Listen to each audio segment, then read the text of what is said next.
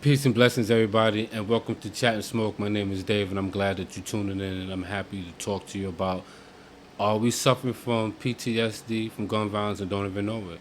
Are we truly suffering from gun violence? I know every day you hear about gun violence across in America, man. This is 2023, and it's just out of hand with a lot of mass shootings and everything. So I want to talk about that. What's the symptoms of gun violence, PTSD, and are we becoming desensitized? So this is going to be a real good episode. I want you to sit back and relax and roll up and let's get into it. So I'm gonna show you briefly what I'm smoking on. Nice sativa, you can see that. And I'm already rolled, about to get into it. And I would like to thank my wife for doing my hair. She is very nice with it. She is nice. She is very nice. So if y'all want your hair done, women, ladies too, let us know. So gun violence. You know, when I was growing up, we fought. We used our fists more than guns, and the empowerment of using your hands is because as a young person, you have a lot of emotional stuff that's going on, especially when you hit puberty. So you quick to want to have quick outbursts or whatever. So you get a quick 5 minute, 10 minute fight in and go about your day. So nobody got shot, nobody died. It's just two people who had some emotional stuff going on with each other and decided to fight. That's the beauty of it because nobody died. We got a chance to live another day. And understanding that as a human being you grow. So you're gonna have these moments, especially when you're under 30. Extremely under 22, under 21, you're going to have these emotional imbalances at times.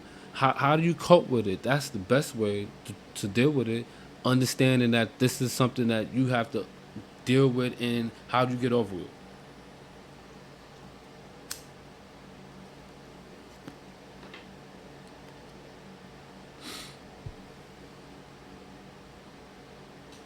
I'm tired of seeing and hearing and reading men of color killing, shooting other men of color. I'm over that, yo. It's too much. We can have disagreements without going to the gun. We can do that. And now it's not you can't even have a disagreement without somebody wanting to go. I'm gonna have to punch you in your face and you wanna go get a gun? We are better than that. We are. Okay, so when I say we, I'm talking about men of color. I'm 52, right? So if you 35 and under, you can be my child. I'm talking to you like you my child. I'm want to share some knowledge with you like you my child. And if you're 15 and under, you can be my grandchild. So I want to put that in perspective. And I was once a person who did the things. I used to run around the street with the guns all the time. I got locked up for a gun. So I know the importance of having a gun. I know what we think in our mindset, why we need a gun. I get that. You can't tell me nothing about that. I know that. So I'm here sharing with you some information that I want to give to you that helped me. Because I never shot somebody that was an intended target. I never shot at somebody. I never shot a gun into a crowd.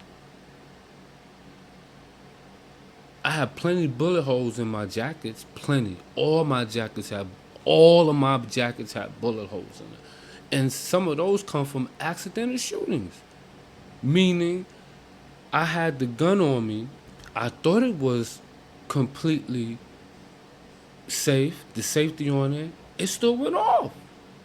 I'm like, how? What the fuck?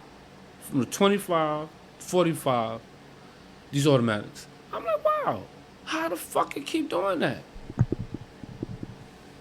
But the point I'm making is I realize that you have to be extremely careful. Extremely careful, yo. I mean, come on. Anything can happen. You can shoot yourself, not knowing one in the chamber. So I'm letting you know that I know the importance of making sure security is top notch with the gun. You don't want to go to jail for shooting somebody you ain't supposed to shoot. And I'm just being blunt. I'm not saying you in your mind, you say I want to shoot such and such. But such and such is in the crowd. You still gonna shoot? I don't think that's the way to do it, youngins. Trust me. I never did it to y'all. It could be somebody that I didn't like or somebody I knew that didn't like. I never did that. So I'm talking to you from a perspective of not this is the new times or people change. No, you change. Yeah, people have the mindset of people have changed, and the need for carrying a gun is changed. You know what I'm saying? Like I didn't carry a gun because I wanted to shoot somebody. Let's be crystal clear. That's not the reason why I carried my gun. I carried my gun to make sure I was safe. I had too much going on. Well, I'm not trying to be kidnapped or be robbed or be harmed, going to visit a girl and you in another neighborhood projects. I go everywhere. Anywhere in the world I go. So that was my thing. So, I didn't need to shoot somebody. You don't have to come outside with that. I gotta shoot somebody, yo. You don't. You know. You don't. I'm I'm I'm deeply hurt that we killing each other. I'm deeply hurt, yo. It's sad. It's like I'm watching my babies kill each other, yo. That's the mindset that I'm looking at, yo, because I see y'all grow up. Even if I've never met you and I hear how old you are, let's say, okay, if I meet you and you tell me how old you are, I could say, damn, like I said, if you're 35 and under, you could be my child. And 15 and under, you could be my grandchild. And I just want y'all youngins to understand that you are valuable. You are loved. You don't have. We have emotional intelligence, and we have to be able to manage our emotional intelligence to the point where we can control it at all times. We're not being a badass. You know what I'm saying? So those are the things that I'm talking about.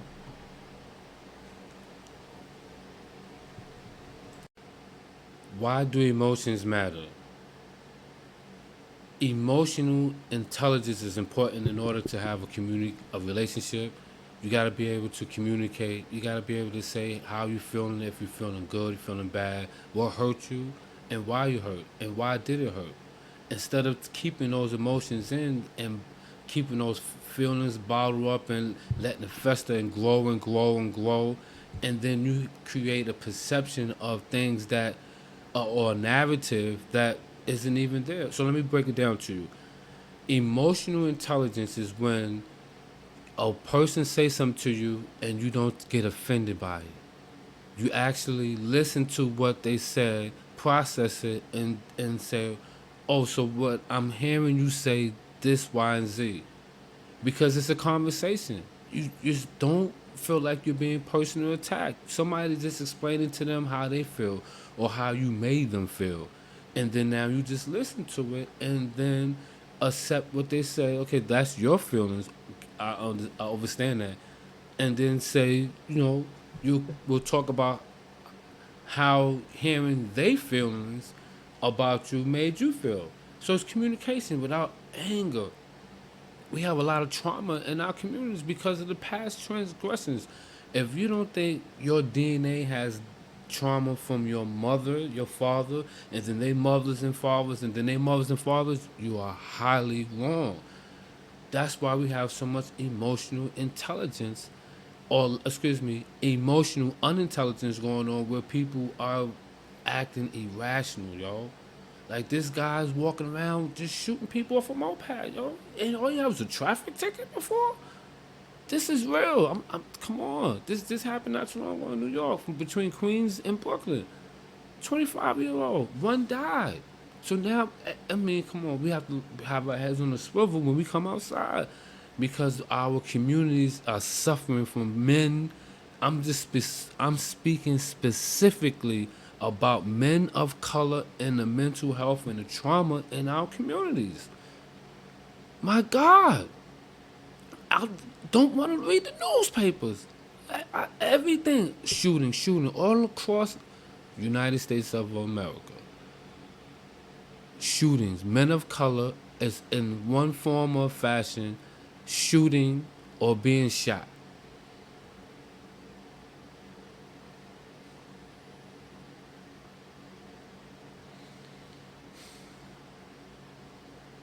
We are at an all-time high.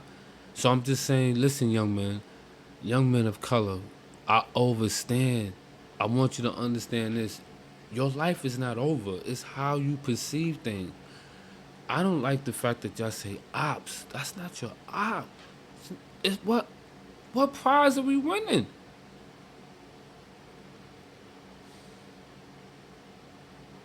That's another human being who have more in common with you than against you. This is deep, man. I just want an open dialogue where y'all can just, we can talk. Older men in your communities, please talk to the young people. You in your 50s, grab somebody in their 30s and talk to them. And say, yo, I want you to really hear what happened before you were born. This is why I, it's hard for me to understand how you come into a situation way before, excuse me, way after other people come in, but you're gonna try to tell me how it runs, how it goes? Come on. How you could tell me how to get money in the street and you didn't get money in the street when I was getting money in the street? You wasn't even born. But if I try to explain to you the rules, then you're gonna feel what? I don't know. I can't recall how but it's education, yo. I learned from people who was before me. That's how I know how it goes. I didn't take offense to it. You're teaching me. I have to get this. That's the importance of learning and being listening. So men of color, man. We gotta do better for our families, for our mothers, our children, our wives, each other. Do we walk down the street and not speak to each other? Is it like, goddamn? And even with the fights, let's talk about the knuckle game. Why we have to jump one another? Why just the two people who got an issue fight each other out? And then it's a fight. It's not to death. It's an emotional breakdown. So we heated. I just want to punch you in your face a few times. You try to punch me in mine. And that's that. I'm not gonna have you on the ground and want to stomp your face out. I don't want to kill you.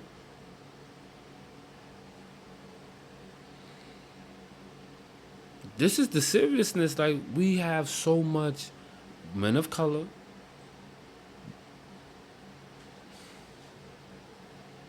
Is this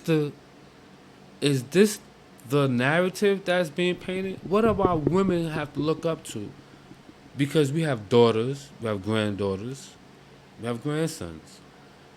What is the world coming to when men of color are not holding their emotions intact? No, under no circumstances, man. You are the head. Act like it.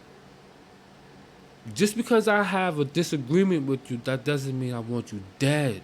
It's not like that, yo. You're more valuable in our community alive than dead. Are you overstanding that? That's what I'm saying to you. You are more valuable to me in the community alive. Well, your mind has to be well. So let's talk about it, yo. Chat and smoke. That's what this is for. Come here and talk. Listen. Sound reasoning. Sound reasoning. No putting nobody down. No dragging nobody through the mud. We talk about it. Come to a sound reasoning and move on. I know we can do better. I know we can. That's why I go so hard. That's why this company was built. So we can have these conversations on our platform. Listen, I didn't see it nowhere else, so we built it. That's this it. This is why Chat and Smoke is here. This we can have a platform to talk about real issues in our community that's unbiased, that's not finger pointing. We're not trying to out nobody. Oh, we want healing. I want to help you heal. I'm hurting. I'm hurting. We're hurting. Chat and Smoke is hurting. The community is hurting. You hurting because there's too much gun violence in our communities. We all are affected by it, and that's why I'm speaking about it. Every last one of us. We gotta pray and hope that we don't get shot by a stray bullet, going to a concert, going to an event. We had 30 shootings in Baltimore. I didn't see I didn't see how not many coverage of that. 30 black people, people of color. How do you feel that you have the right to do that? Like, what's up, talk? I hear my young people, yo. I hear you, yo. I hear the young people in the world today screaming loud. We all hear y'all. They got the floor. Let's talk. We don't want you dead. I don't want you to have to feel like you gotta kill somebody. I'm mad that this is the life that you was giving. Do you understand me? I'm mad at that. I don't want you to feel like your life ain't shit. I don't want you to feel like you have to be a man by going to prison. I don't want you to feel like you have to be a man to be a shooter. That's not being a man. Being a good soldier. That's not the definition of a man. A man take care of his family. A man cries. A man asks for help. I see this as a huge sign of asking for help, and I'm here to help you because I was once in your position. I thought my life was over. And right now at 52, I'm in the best shape of my life, mentally, spiritually.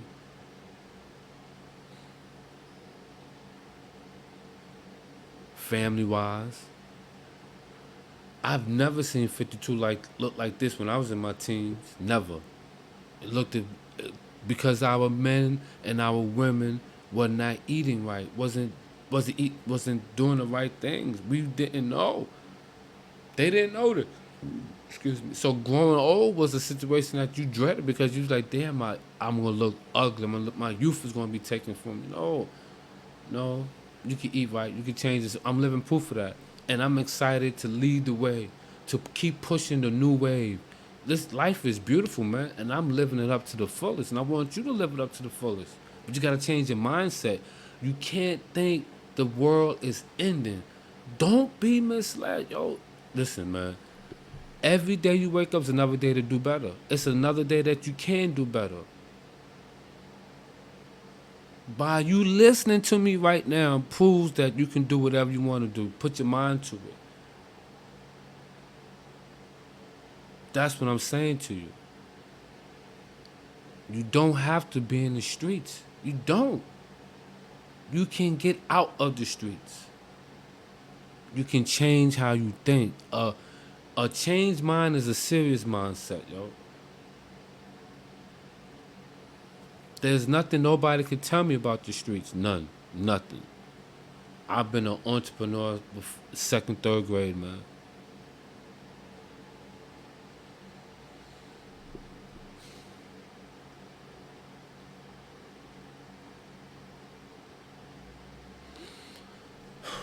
I had to just really think about all the people who I've known and I grew up with, particularly in the streets, in school systems, and I miss them and I love them. Some are here and have transitioned on.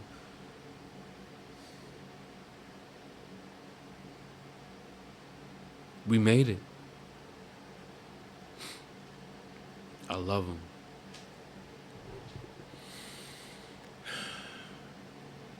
We gotta be. When I realized that having conversations and being able to talk things out is much better than violence, life is easier. It got a lot better, sweeter. And then I control my own emotions. You can't make me react the way I used to react by saying the things I used to say. I stopped all that. I went to God. I pray to God to help me stronger, get better, you know. And I owe it all. I owe it all to the Lord for bringing people in my life that I needed to protect me, to keep me strong, to keep my mental safe. You know, I didn't have the world given to me, but I'm excited that I always wanted to get it on my own. I always. I'm. I get into that story, not right now. It's just mental health in our communities, man. So I appreciate y'all for listening to me, and I want y'all to know, Chat and Smoke family, we will continue to bring the best, the best, the best interviews and stuff like that.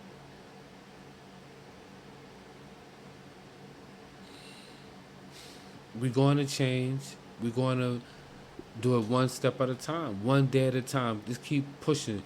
I want you to tell somebody today that you love that you want the best for them. And hey, if you see me not doing the best, talk to me. Let me know what's going on.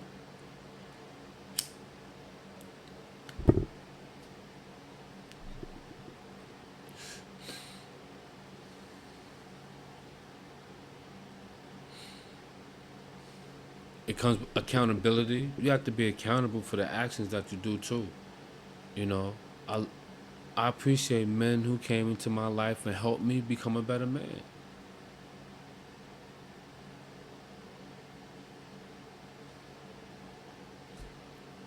I want to help other men become better.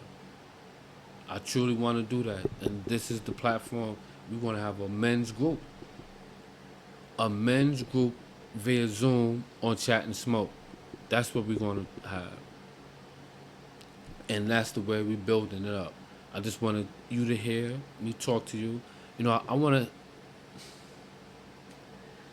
We're going to help in a lot of manners, a lot of ways. Yes.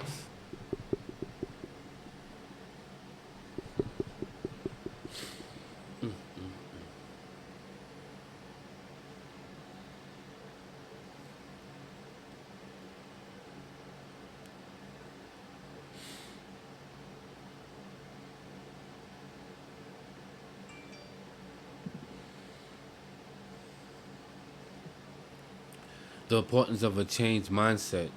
At one point in time in New York City, having a blunt is automatic jail time. You know, 3 days. You talking about spending 72 hours in the jail precinct just for a blunt.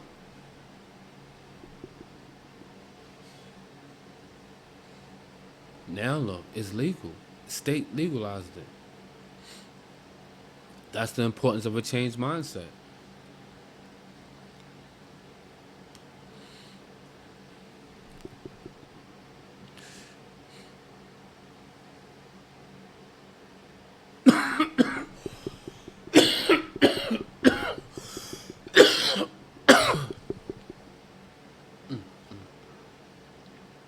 That shit good. Wow, that was a nice blunt. Ooh, that was good. That was excellent.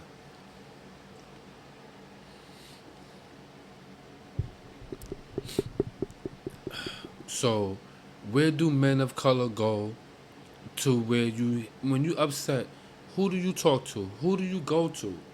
Because it's critical that you find somebody in your life that can help you navigate, help you understand, overstand these things, the emotions that you're going through when you are upset, angry, and you feel that you can't cry. Is that what it is?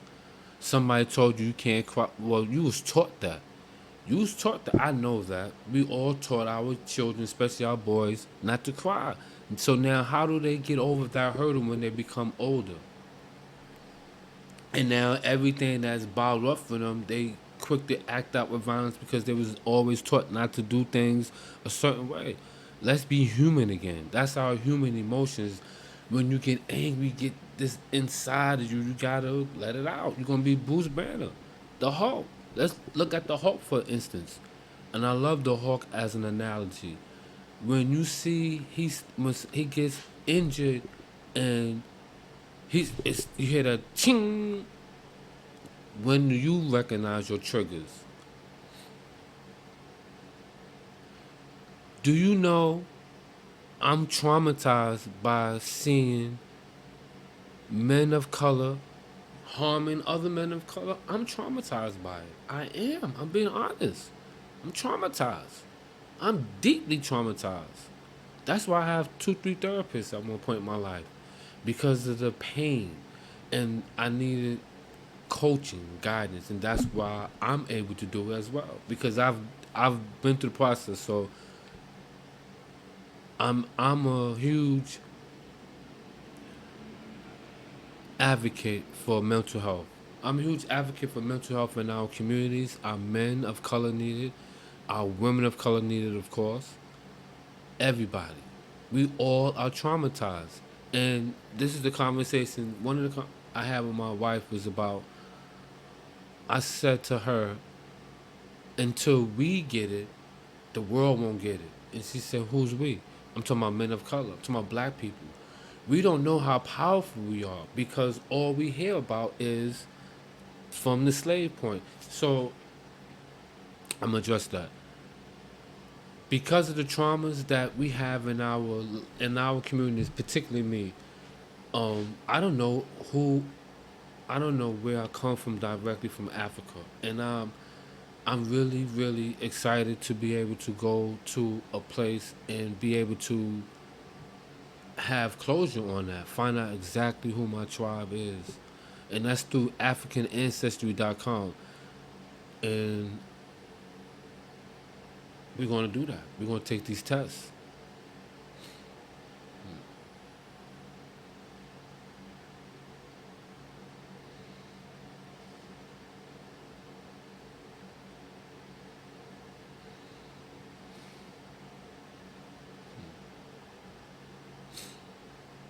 Yeah.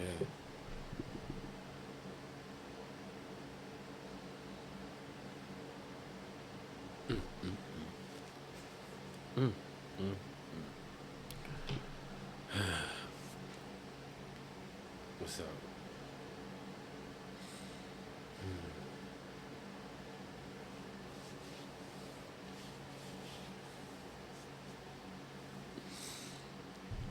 So,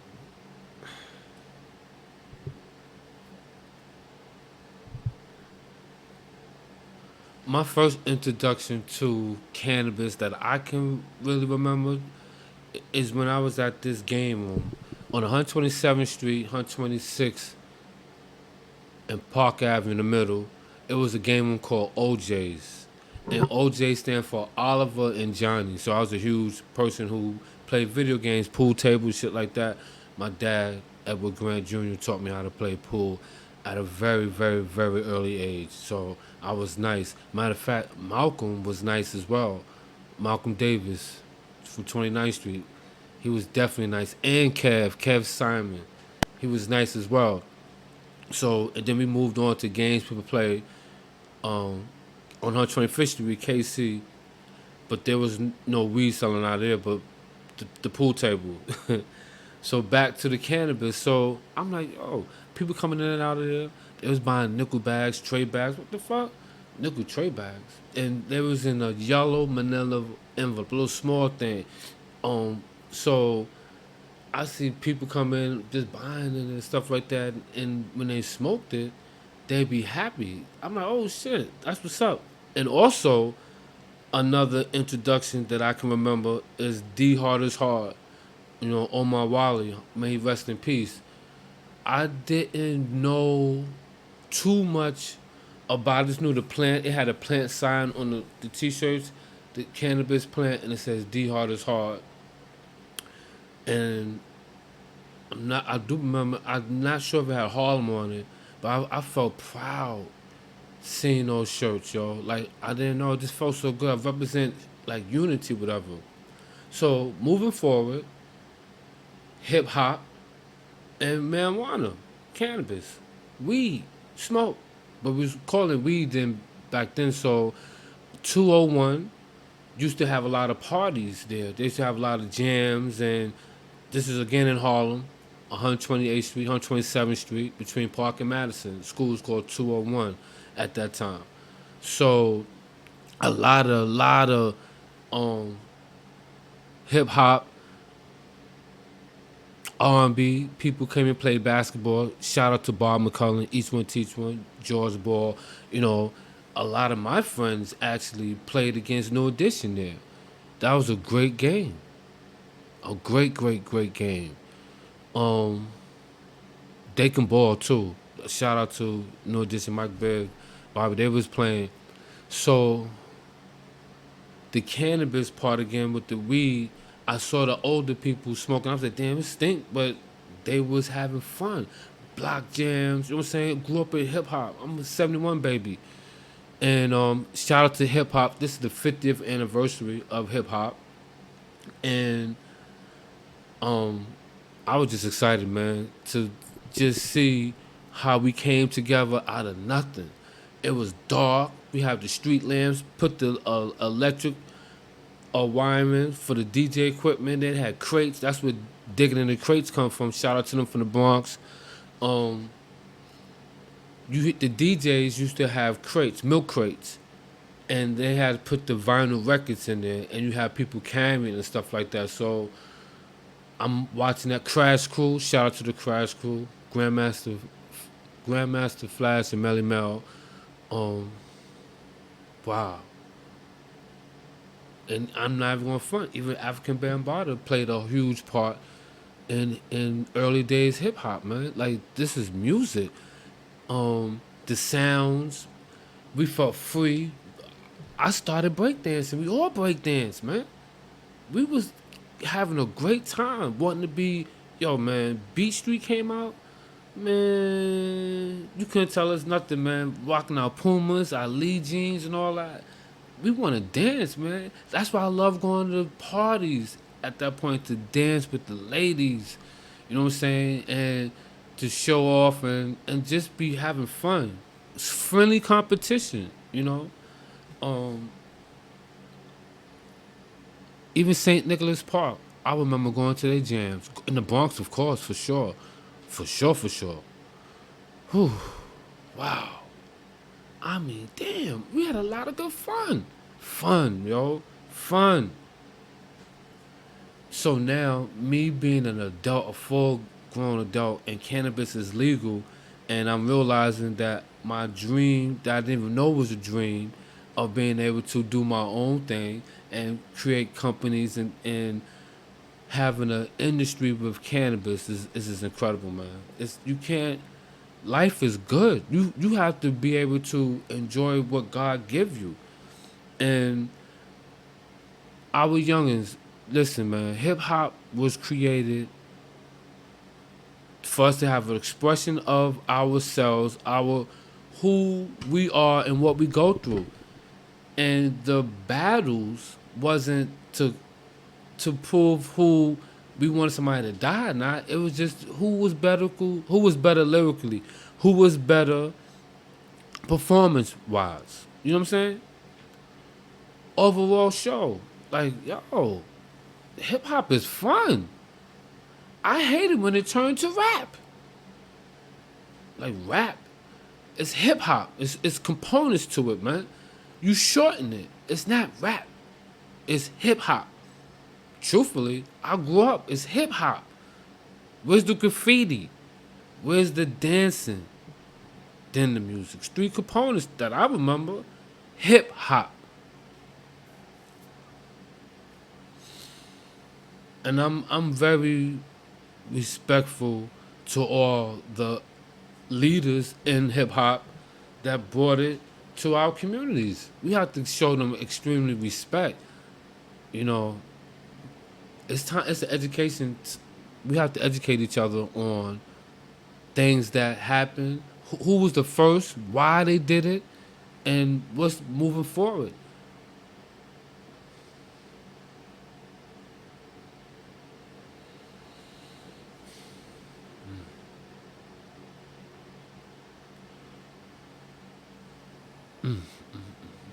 I'm just, it's a lot.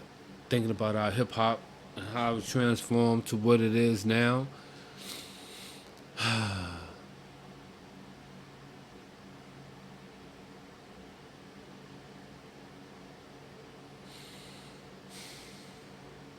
We need healing. We need healing in our communities again. Our children is sending us a message. We have to respond to the message that our children are sending to us, and we have to do better. I'm taking accountability, and that's why I'm so excited to share, to talk to y'all about doing better. And what does doing better mean? Number one, finding out who you are, who you truly are. Do you know who you are?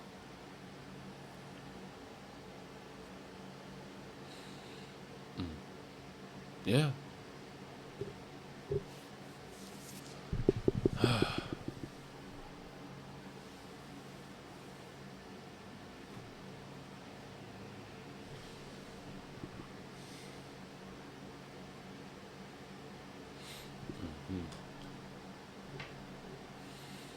Don't let nobody trick you out of your position of being on this earth. Don't let nobody trick you out of your position of being on this earth. Hey, if you 35 and under, I want you to fully understand your life is not over no matter what you think, no matter what anybody tells you. 35 and under, you feeling like you don't have nothing to go for, you have everything to go for in life. Everything. The world is at your disposal. Just change your mindset. Change how you view things. Change how you view yourself. Tell yourself you love yourself and mean it. Tell yourself you want to do better and do better. That's it. And I mean, it's more, but do it.